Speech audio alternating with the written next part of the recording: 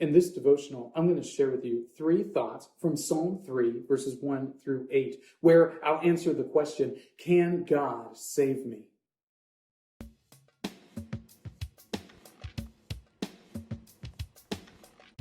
Psalm 3, 1 through 8 says, O Lord, how many are my foes? Many are rising against me. Many are saying of my soul, there is no salvation for him in God.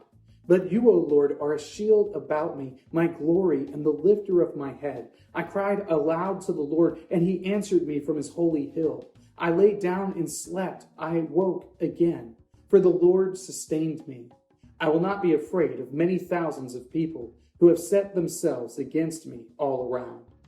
Arise, O Lord, save me, O my God, for you strike all my enemies on the cheek. You break the teeth of the wicked. Salvation belongs to the Lord, your blessing beyond your people. I had a buddy who was in the service, and he had this thought about God. It was that God couldn't save him. You see, he had done things in the service that he believed there was no redemption for, that there was no possible way a good God would ever forgive him for the violence that he had perpetrated on other people. So his thought was primarily for his children. He wanted his children to be safe in the arms of God, but he didn't believe that God could save him or that he would. And in doing this, he was committing a sin. He was committing the sin of pride because he believed that he was able to produce a sin so great that the Lord himself couldn't forgive it. Well, that's pride. It's vanity to say that the Lord is unable to forgive you or that the Lord is unable to save you because salvation belongs to the Lord. Here are 3 thoughts from Psalm chapter 3, verses 1 through 8, answering the question, can God save me? Thought number 1, the Lord is a shield. David writes this psalm while he is running from his son. His own son is launching a coup attempt against him, and he says that the Lord is a shield. He says this while his son is doing far better in this war than he is. He says that the Lord is a shield and able to protect him even when he was unable to protect himself. And all the worldly signs around him seem to indicate that David was in a whole heap of trouble. But in spite of that, the Lord was able to protect him because the Lord is a shield that he places around his people.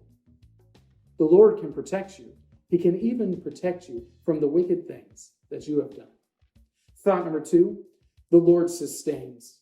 David recognized that the Lord was able to sustain him even when he couldn't sustain himself. If he wasn't able to protect himself, if he wasn't able to keep himself alive, the Lord could still do it, and he would do it if the Lord continued to have purpose for David in the kingdom. The Lord sustains his people, and this is a very comforting thought for those of us who believe that we've sinned too much against God for him to save us. The Lord is able to sustain you regardless of what you have done. Thought number 3, the Lord saves.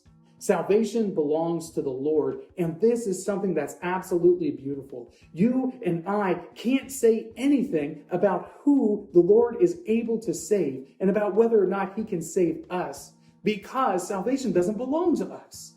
We are not the ones who are able to dictate whom the Lord saves. The Lord himself does that. Salvation belongs to the Lord, and I would say that the salvation that he provides belongs to him and him alone. That you don't get a say in whether or not the Lord is going to save you. He saves those whom he will.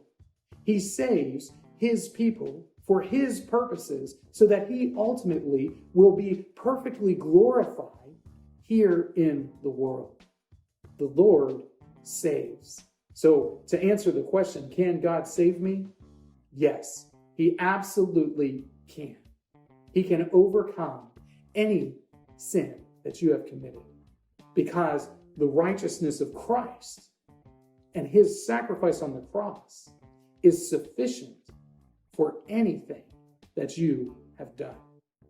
These three thoughts come to you from the assigned reading of Psalms 3 through 5.